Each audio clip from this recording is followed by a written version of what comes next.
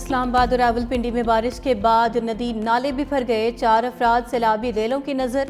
راولپنڈی کی نجی سوسائٹی میں کار سوار باپ بیٹی برساتی نالے میں بہہ گئے۔ ریسکیو ذرائع کے مطابق گاڑی میں کرنل ریٹائرڈ اسحاق قاضی اپنی 25 سالہ بیٹی کے ہمراہ موجود تھے۔ برساتی نالے کے قریب سڑک سے گزرتے ہوئے برساتی نالے میں گر گئی۔ ریسکیو آپریشن کے دوران گاڑی کا بمپر مل گیا۔ کھنہ کے علاقے کرسچن 8 سالہ بچی انایا برساتی پانی میں گر گئی۔ اسلام آباد میں 17 سالہ نوجوان پھسلن کے باعث گہرے پانی میں گر گیا۔ تلاش کے لیے ریسکیو آپریشن جاری۔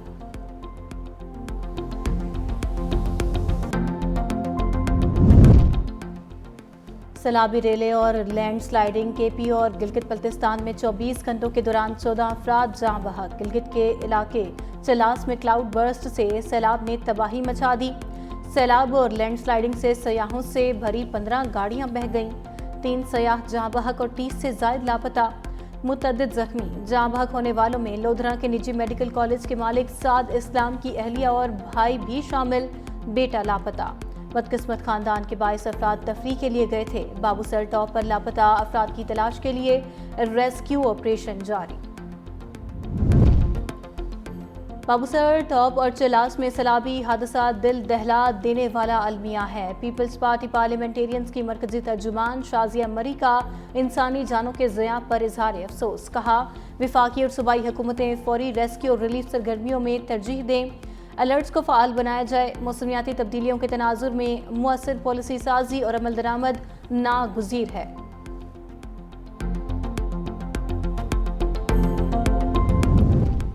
دہشت گردی کے خاتمے کے لیے کاؤنٹر ٹیررزم کا ادارہ قائم کیا گیا۔ ایلیٹ فورس دہشت گردوں اور سماج دشمن عناصر کے خاتمے کے لیے بنائی گئی۔ پولیس کا کام عام آدمی کے جاؤ مال کو تحفظ دینا ہے۔ وزیر اعظم کا نیشنل پولیس اکیڈمی میں خطاب۔ کہا، پنجاب پولیس نے 100% میرٹ پر بھرتیاں کی۔ پولیس کا کام عام آدمی کے جاؤ مال کو تحفظ دینا ہے۔ فرائض کی انجام دہی تبھی ممکن ہے جب بہترین سہولیات میسر ہوں۔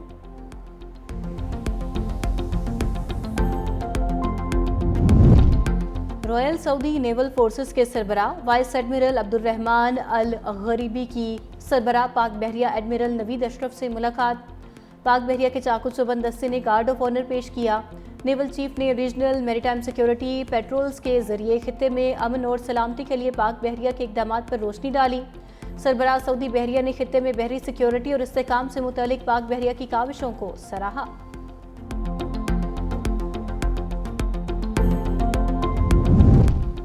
ملک میں اضافی بجلی دستیاب ہے تو ہر جگہ لوڈ شیڈنگ کیوں کی جا رہی ہے؟ شازیہ مری نے پبلک اکاؤنٹس کمیٹی کے اجلاس میں سوال اٹھا دیا۔ سانگھڑ میں 14 گھنٹے بجلی کی لوڈ شیڈنگ ہو رہی ہے۔ رکن کمیٹی سید نوید قمر نے کہا، پاور ڈویژن بجلی مہنگی ہونے کی وجہ سے کوئلے پر ڈال رہا ہے۔ پی اے سی اجلاس میں وزارت توانائی سے متعلق آڈٹ اعتراضات کا جائزہ بھی لیا گیا۔ چیئرمین کمیٹی جنید اکبر نے کہا، گنے کی پھونک سے 200% تک بجلی کی پیداوار دکھائی گئی، یہ کیسے ممکن ہے؟ چیئرمین کمیٹی جنید اکبر خان نے بجلی کے 200 یونٹ والے مسئلے کا حل طلب کر لیا۔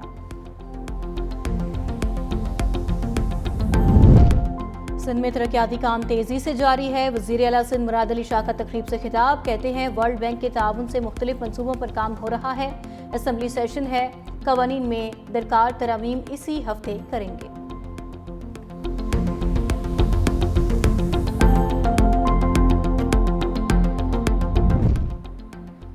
پنجاب سے منشیات کے خاتمے کے لیے کاؤنٹر نارکوٹکس فورس قائم۔ وزیر اعلیٰ پنجاب مریم نواز کہتی ہیں، پنجاب میں منشیات فروشوں کی کوئی جگہ نہیں۔ صوبے سے اس لعنت کا جلد خاتمہ ہوگا۔ ڈرگز اسکول اور کالجز تک پہنچ گئے ہیں۔ نوجوان نسل کو اس سے بچانا ہے۔ سی سی ڈی صوبے سے جرائم کے خاتمے کے لیے کامیابی سے کام کر رہی ہے۔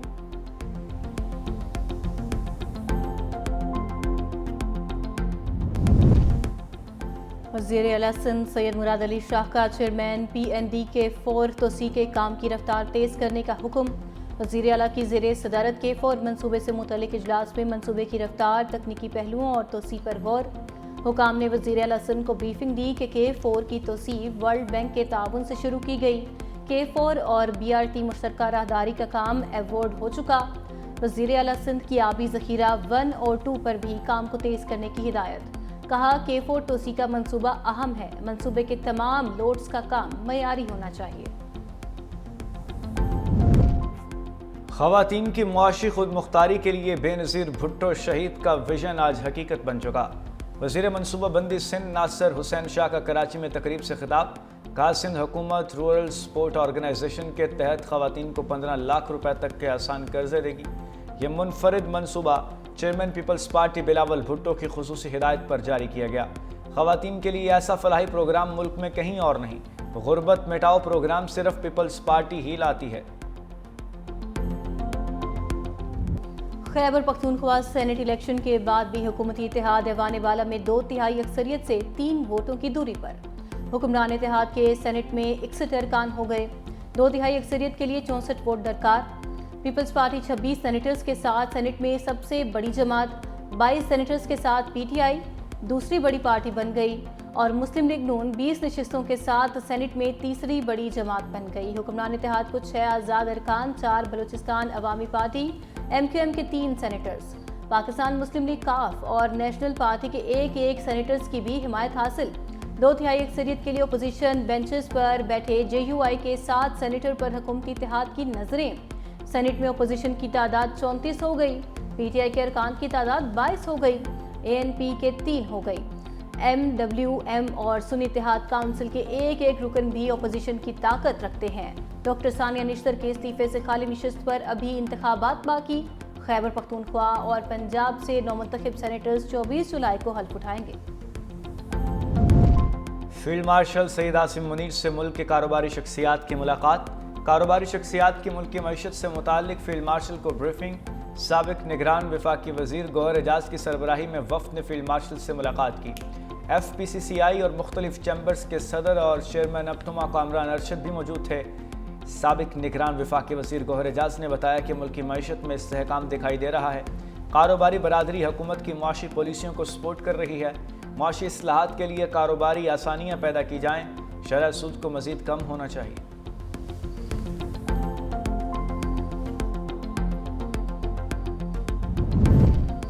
درآمدی کے پاس پر 18% جی ایس ٹی کا نوٹیفیکیشن جاری کیا جائے۔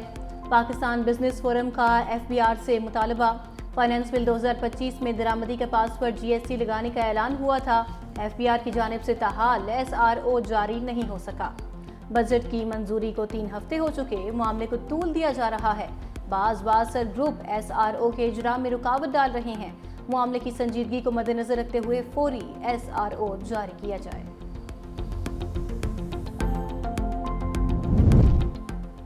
گیس 500% تک مہنگی کرنے کے باوجود گیس سیکٹر کا گردشی قرضہ 2800 ارب روپے تک جا پہنچا۔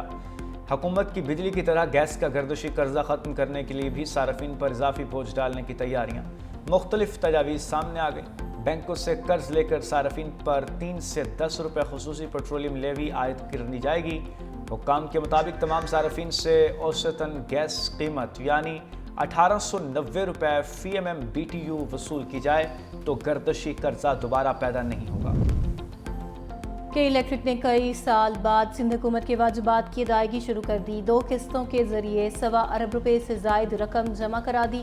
کے الیکٹرک کے ذمہ صوبائی حکومت کے 32 ارب روپے سے زائد کے واجبات ہیں۔ کے الیکٹرک ہر مہینے جمع شدہ الیکٹریسٹی ڈیوٹی ادا کرنے کا بھی پابند ہوگا۔ کے الیکٹرک اور واٹر کارپوریشن کے درمیان 25 ارب روپے کا معاملہ تصفیہ طلب۔